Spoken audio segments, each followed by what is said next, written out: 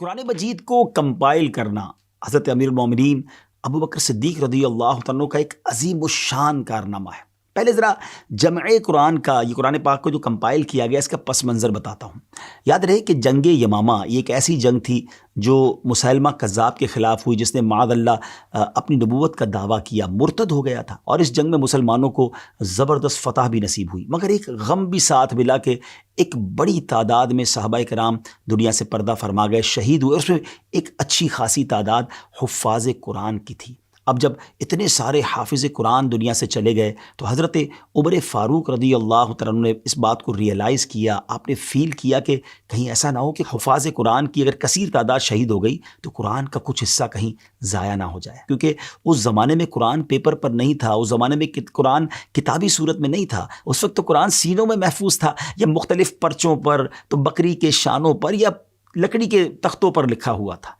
اور ابھی تو جنگوں کا سلسلہ اور بھی ہو سکتا تھا، اور ایسا نہ ہو کہ مزید حافظ قرآن شہید ہوتے جائیں اور قرآن ہی ہمارے ہاتھ سے نکل جائے۔ تو حضرت عمر فاروق رضی اللہ تعالیٰ عنہ کا ویژن دیکھیں کہ آپ سیدنا صدیق اکبر رضی اللہ تعالیٰ عنہ کے پاس آئے اور آپ نے مشورہ دیا کہ ہمیں قرآن پاک کو محفوظ کرنا چاہیے، جہاں جہاں موجود ہے ان سب کو کمپائل کرنا چاہیے۔ تو حضرت ابو بکر صدیق رضی اللہ تعالیٰ عنہ نے پہلے تو اس کو ماننے سے انکار کر دیا، اور آپ نے فرمایا کہ جو کام نبی پاک علیہ الصلوۃ والسلام نے نہیں کیا وہ کام ہم کیسے کر سکتے ہیں۔ مگر جب حضرت عمر فاروق رضی اللہ تعالیٰ عنہ نے اصرار کیا تو پھر آپ کو ریئلائز ہوا کہ واقعی یہ تو وقت کی ضرورت ہے، it's a need of time. پھر آپ نے حضرت زید بن ثابت رضی اللہ تعالیٰ عنہ کو بلایا اور ان سے بات کی۔ حضرت زید بن ثابت خود کہتے ہیں کہ حضرت ابو بکر صدیق رضی اللہ تعالیٰ عنہ نے مجھے بلایا، وہاں حضرت عمر فاروق رضی اللہ تعالیٰ عنہ بھی جلوہ فرما تھے۔ حضرت ابو بکر صدیق رضی اللہ تعالیٰ عنہ نے فرمایا کہ حضرت عمر بن خطاب نے مجھے قرآن کریم کے بہت سے قراء کے شہید ہونے کی اطلاع دی ہے، اور ساتھ یہ بھی مشورہ دیا ہے کہ چونکہ کفار سے جنگوں کا سلسلہ ابھی جاری ہے، اس لیے ڈر ہے کہ حفاظ قرآن کی اگر کثیر تعداد شہید ہو گئی تو قرآن کا کچھ حصہ کہیں ضائع نہ ہو جائے، لہٰذا قرآن مجید کو میں جمع کرنے کا حکم دوں۔ لہٰذا اے زید، آپ عقل مند نوجوان ہیں، ہمیں آپ میں کوئی عیب نظر نہیں آتا، اور آپ تو رسول کریم علیہ الصلوۃ والسلام کے پاس وحی لکھا کرتے تھے، اس لیے یہ عظیم کام آپ ہی کیجئے اور تمام قرآنی آیات کو مختلف جگہوں سے لے کر ایک جگہ جمع کر دیجئے۔ اس وجہ سے حضرت زید بن ثابت رضی اللہ تعالیٰ عنہ فرمایا کرتے تھے کہ اگر مجھے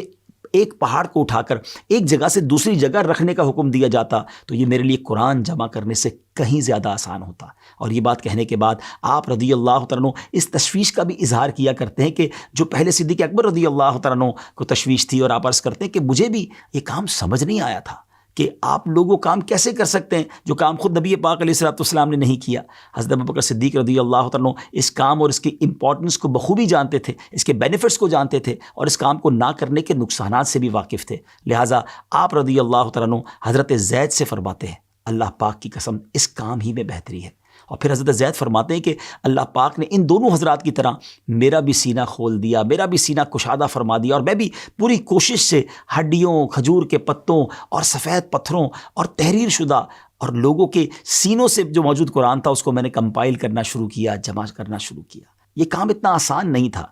اور ٹیکنالوجی کا دور بھی نہیں تھا کہ لوگوں نے اپنے پاس قرآن موبائل میں یا اپنے گیجٹس میں، اپنے ای میل یا گوگل ڈرائیو پہ سیو کیا ہوا ہو۔ اس وقت تو قرآن سینوں میں محفوظ تھا، یا مختلف پرچوں پر، تو بکری کے شانوں پر یا لکڑی کے تختوں پر لکھا ہوا تھا۔ بہرحال اس میں کوئی کیئرلیسنس بھی برتی نہیں جا سکتی تھی، کیونکہ پہلے چھاپ دیتے ہیں، بعد میں کریکشن کر لیں گے، نئے ایڈیشن میں کریکشن ہو جائے گی، ایسا نہیں تھا۔ یہ اللہ کے مقدس کتاب، مقدس کلام کی بات تھی۔ حضرت زید کی محنت سے یوں سارا قرآن مجید ایک جگہ جمع ہو گیا۔ اس کے بعد یہ جمع کیا ہوا قرآن حضرت ابوبکر صدیق رضی اللہ تعالیٰ عنہ کے پاس رہا، پھر حضرت عمر فاروق کے پاس رہا، اور پھر آپ کی لخت جگر پیاری شہزادی ام المومنین حضرت حفصہ رضی اللہ تعالیٰ عنہا کے پاس رہا۔ حضرت مولا علی کرم اللہ تعالیٰ وجہ الکریم کا فرمان عالی شان ہے،